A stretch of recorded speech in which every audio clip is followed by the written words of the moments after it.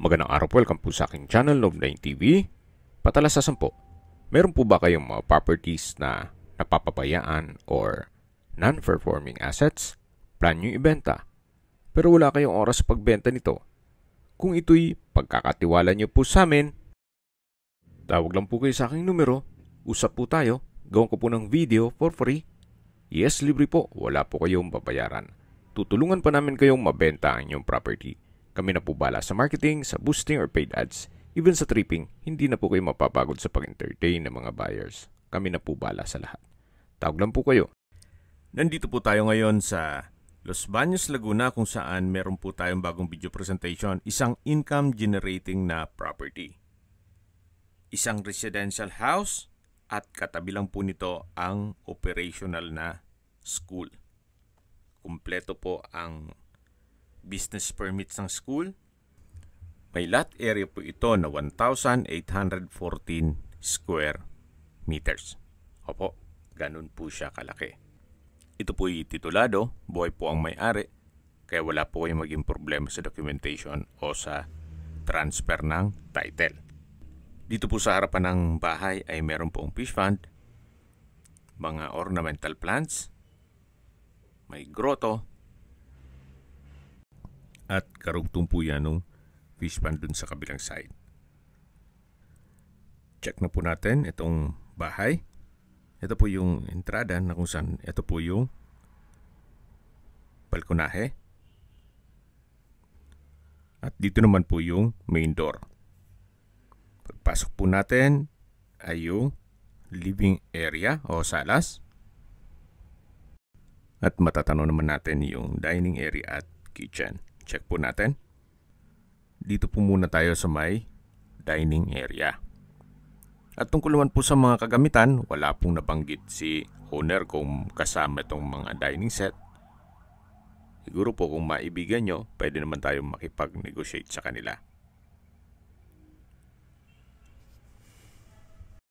Lipat na po tayo dito sa may formal kitchen. May kitchen countertop, then wall-mounted kitchen cabinet. Meron din pong storage ng kitchen utensils, then stainless sink with faucet. Ito naman po yung pantry na ginawang storage room sa ngayon. At dito naman po yung dirty kitchen. May kitchen countertop, then kitchen window, kitchen cabinet. Ito naman po yung maid's room. At ginawa nilang stock room. Dito po sa kabilang side naman ay yung access door papunta sa service area o laundry area. Malaki pa po ang espasyo niyan. At babalik po ulit tayo dito sa loob.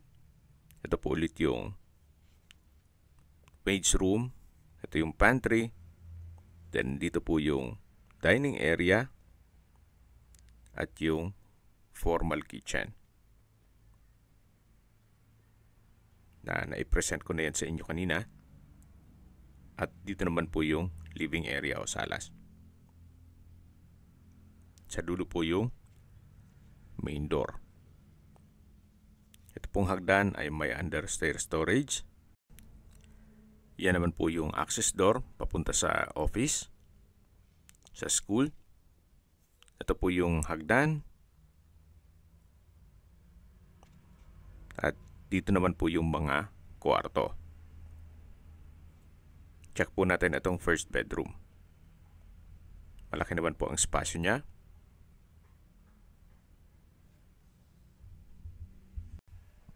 At meron po itong sariling toilet and bath. Check natin yung ibang kwarto.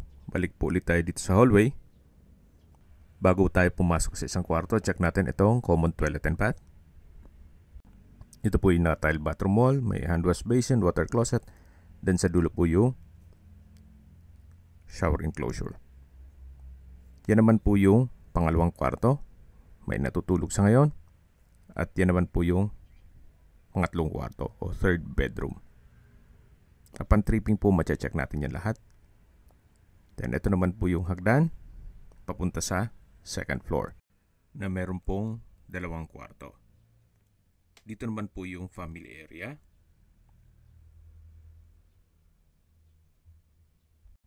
Check natin yung kwarto. Sa spasyo, sakto lang. Hindi naman siya ganun kaliit at hindi naman ganun kalaki. May sliding window with blinds. Then may window type aircon. For sure, hindi naman tatanggalin na yan. Wardrobe. At meron po itong sariling toilet and bath. Na naka-tile bathroom wall. May hot shower set, hand wash basin, vanity mirror, water closet with bidet, at meron pong bathroom window. Ito po yung unang kwarto dito sa taas na kung saan may sariling toilet and bath. At lalabas po tayo. Yan po ulit yung hallway. At ito po yung pangalawang kwarto. May wardrobe. Then malaki ng espasyo. May glass windows with blinds. At may sariling toilet and bath. Yan po ulit yung family area. Then bababa na po tayo. Mula po dito sa hagdan, matatanaw natin yung common toilet and bath. Then yung first bedroom. At ito pong dalawang kwarto na hindi natin na-check. Pero upon tripping, pwede naman tayo makisuyo para ma-check natin yan. At nandito po ulit tayo sa living area o salas. Then dito naman po ay may hagdan. Papunta naman sa basement. Yan po, natunghay nyo po ang residential house. Nalabas na po tayo dito sa main door. Yan po ulit yung balkonahe. At ito na po yung harapan ng bahay. May building pa po sa harapan. Pati po dito sa kabilang side. Ito po yung covered car garage. Then dito naman po ay malaki pa ang spasyo. Siguro sa nursery na rooms. Ito po yun. Hanggang dito po yan sa kabilang side. So parte na po ito ng school. Yan, dito po ulit yung garahe. At mula po dito matataw natin yung 2-story building ng school. At yan naman po yung covered space na pwedeng waiting area ng mga magulang.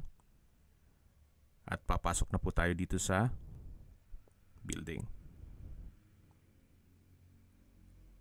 Ito po yung hallway. Then isa po ito sa mga rooms. Silipin po natin. High ceiling. Then hindi ko lang alam kung anong grade pong room ito. At dyan naman po yung hallway ulit. Ito naman po yung register o office. Yan po yung may access papunta sa loob ng bahay. Yung pintuan na yon. Malaki naman po ang espasyo nito. Silipin po natin dito sa loob. So yun po yung access door. At dito naman po sa taas is another office. Malamang po principal's office po yan. At siguro po upon tripping may discuss ni owner sa inyo. Then another space. At meron pong stairs na extension ng office. Na-maximize po nila lahat ng espasyo. So usable po lahat. Wala pong nasayang. At balik po ulit tayo dito sa entrance ng office.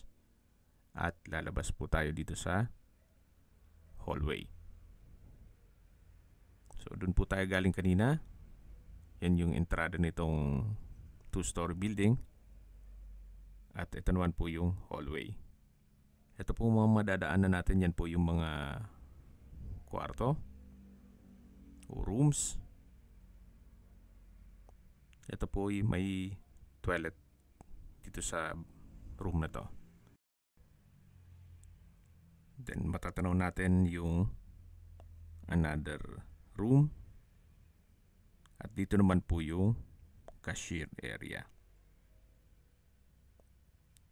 Na may access din po yan papunta dun sa office. Balik po ulit tayo dito sa hallway. Then dito naman yung another room o computer room.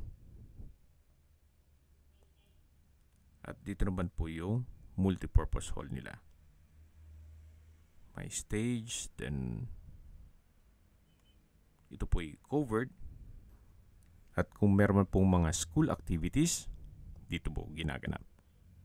May ilang steps po dito ng stairs, then ito po yung library. Nakalak po siya, hindi natin ma-check. Then yan naman yung hallway papunta sa banyo. At ito yung room, then another room. So kung sakali man po na interesado kayo, ang sabi ni owner, pwede namang i-turn over sa inyo yung mga estudyante, gawa ng ito po'y operational. May mga estudyante pa pong nag-enroll sa ngayon. At tungkol naman po sa income, si owner na lang po ang magdi-discuss sa inyo kung magkano man ang annual income ng school o buong school year. Dito po sila nakatira, kaya personal nyo po silang makakausap. Habang naglilibot po tayo at pinagmamasdan nyo po itong buong school, pag-usapan na natin ang distance, location at travel time. Mula po sa Olivares Plaza o highway, kumpleto na rin po ang mga business establishments doon. Ang distance is 1.6 kilometers at ang travel time is 7 minutes. Mula naman po sa public market, ang distance is 2.6 kilometers at ang travel time is 9 minutes. Mula naman po sa University of the Philippines, Los Baños Campus, ang distance is 2.6 kilometers at ang travel time is 11 minutes. Mula naman po sa Los Baños Doctors Hospital, ang distance is 2.1 kilometers at ang travel time is 9 minutes. Yan po yung lagi kong binabanggit sa inyo na dapat nyo i-consider sa paghanap ng property, yung meron pong malapit na hospital. Hindi ko naman po sinasabing sakitin kayo. Yan naman po for emergency purpose lang naman. At mula naman po sa Manila o sa airport, ang distance is 60.2 kilometers at ang travel time is 1 hour and 37 minutes. Sa mga nag-skip ng video, summarize ko lang po, ito pong property ay operational na school. May lot area po ito na 1,814 square meters. May residential house at 2-story building. Ito po ay titulado, buhay po ang may-ari, kaya wala po kayong maging problema sa documentation o sa transfer ng title. Complete din po ang business permits. At binebenta po ito ni owner sa halagang 39 million pesos net. Ibig mong sabihin, si buyer na po ang sasagot sa lahat ng taxes at expenses with regard to documentation. Tungkol naman po sa income, every school year, upon tripping na lang po, may discuss sa inyo ni owner. At personal nyo po silang makakausap. Ito po yung hagdan na papunta dun sa may main gate. At ito naman po yung mga rooms dito sa second floor. Sa mga meron pong school business na gustong mag-branch out o mag-expand ng business dito sa Los Baños, well, ito na po yung hinahanap nyo.